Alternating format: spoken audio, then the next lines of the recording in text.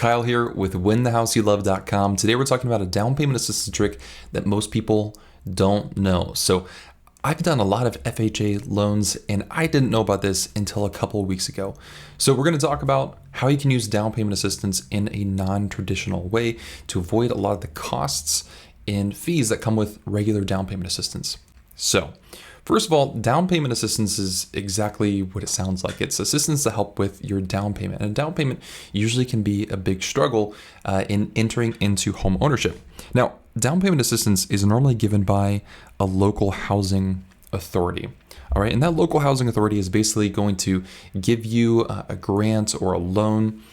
But the problem with that is there's normally some costs, extra costs involved. So even though you're getting assistance with the down payment, there's added fees to it. You also normally have a higher rate. So with, let's say you get an FHA loan right now for 3%, with a down payment assistance program, it might be closer to 4.5%. So you're paying a lot of extra money to get that down payment assistance. And also, you maybe have a certain period of years that you have to remain in the property. Some down payment assistance requires you to be in the home and not sell it or refinance for 5 to 10 years. So that can really prevent you from saving a lot of money if interest rates drop down even further.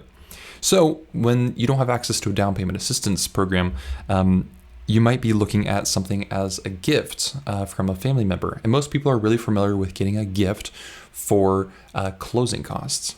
But here's the thing that a lot of people don't know. You can actually get a loan for your down payment from a family member. Okay, most people don't know this. If you talk to a loan officer, they probably don't think that this is a thing that you can do. So it can be unsecured or secured against the property as a second mortgage. So effectively, what a family member can do for you is they can give you a second mortgage for your down payment. This is huge because this is down payment assistance, but it doesn't have all of the downsides of a regular down payment assistance. So you don't have to pay any extra fees to a family member unless they're going to charge that to you, which kind of suck, but no extra fees, no increased rate on that, and you don't have a limit on when you can refinance. So that family member gets to decide what the terms of this new loan looks like. So they could choose to charge interest, they could choose to not charge interest, they could choose, maybe just one upfront cost. It really depends on what they want to do. They could also secure it against your current home. So when you sell the property, they would get that money back. If it's unsecured, then you don't have to pay that money back when you sell the property. You just have to pay it back according to the terms that they give you. So this is huge because you don't have to go through normal down payment assistance as long as you have a family member who's willing to give you that loan. Also, something interesting, and you'll learn through as you're exploring these different types of loans, the whole mortgage world is weird. It has a bunch of random rules about things. FHA has this thing called the MRI. It's the minimum required investment. FHA basically says, hey, no matter how the money that you bring to the closing table, no matter how much or how little it is, you always have to have 3.5% minimum of the down payment sitting in your bank account. Okay, so even if your total cash to close is lower than 3.5%, you still have to have that money sitting in your bank account so that they can see you have a minimum required investment. It's a dumb rule, but this is actually satisfied by a loan from a family member, which is really huge. So what's really strange about this, actually I'll get to that in a second. Something you have to keep in mind is it has to be included in the debt to income ratio. So this loan with your family member, let's say it costs you, you worked out, so you're paying back your family member $100 per month. Then that $100 per month needs to be included in your debt to income ratio to calculate when you qualify. And your loan officer will do this for you.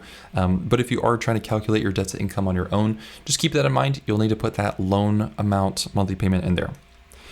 Also, it cannot exceed 100% loan to value ratio.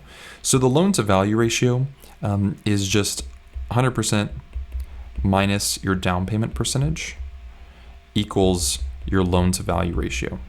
Okay, so it's just the opposite of how much you're putting down. So basically what this is saying here is your family member can provide a loan for the down payment, but they cannot provide a loan for the closing costs. Effectively, a family member could give you a loan for the down payment and then a gift for the closing cost. The difference is a loan obviously gets paid back and a gift does not get paid back. Also, a family member is allowed to borrow that money. Okay, so maybe you have somebody who maybe they don't have the money right now, but they're willing to go borrow it on your behalf, so they can borrow the money, then loan you the funds to have access to that money as well, which is kind of an interesting thing that you could do. It's helpful if you have a family member who's saying, hey, I'm not willing to go take this money directly out of my account. Maybe I want to loan it from another source. Now we're going to talk about who qualifies as a family member, because not everyone qualifies as a family member. But first, let's have a calm moment here. So when you're looking at buying a house, getting the down payment can feel really overwhelming because there's all of these costs involved. You have the down payment plus all of the closing costs, and it can start to feel like things are adding up quite a bit. And maybe you don't have these funds saved up in your bank account right now, and that's okay. All right, it's all right to slow down. It's all right to take this moment and say, hey, we're just trying to piece together what does everything cost here. All right, so if you're in that spot, it's okay. You can calm down and relax and take things a step at a time. One word of caution that I would have for you is to not rush into this too quickly. A lot of times what happens is when people want to kind of dip their toe in the water, they don't realize that the water they dip their toe in is actually this like surging stream. And it's easy to get caught up in the real estate world where you're starting to say, hey, I'm starting to explore things. And then all of a sudden we're going out and we're seeing homes and we're writing offers and things moved a lot quicker than we expected them to. So if you're in that spot, don't feel like you have to move forward with things. You can take a step back, you can slow down. And if you're in the spot where you're feeling like, hey, we don't have a lot of money in our account right now, and buying a house just seems like a big stretch for us, then don't move forward with buying a house. Buying a home is not going to fix your financial problems. It's not going to fix the emotional problems you have, and it's not going to fix the relational problems that you have as well.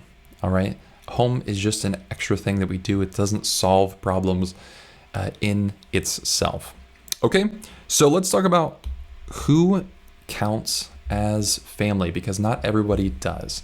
So this family definition counts for if you're getting a gift or a loan from a family member. This is how FHA defines family. So it can be a child, a parent, or a grandparent. Wow, I put chills. A child is a son, stepson, daughter, or stepdaughter. A parent or grandparent includes a step-parent, grandparent, step-parent, step-grandparent, or foster parent or grandparent. Okay, it can be a spouse or domestic partner, legally adopted child, foster child, brother, stepbrother, sister, stepsister, aunt or uncle, and a son, daughter, father, mother, brother, or sister-in-law. That's what counts as family. Notice there's no cousins, there's no twice removed, whatever. It's only these people count towards providing a gift or providing a loan. All right, so this is a really great strategy that is going to help you, come up with a down payment without using traditional down payment assistance. If you need some help with your down payment, you can use a loan from a family member. Talk to your loan officer about that. But if you want to learn 10 more tips and tricks on FHA loan down payments, go ahead and click on the video over here, and that's going to help you out.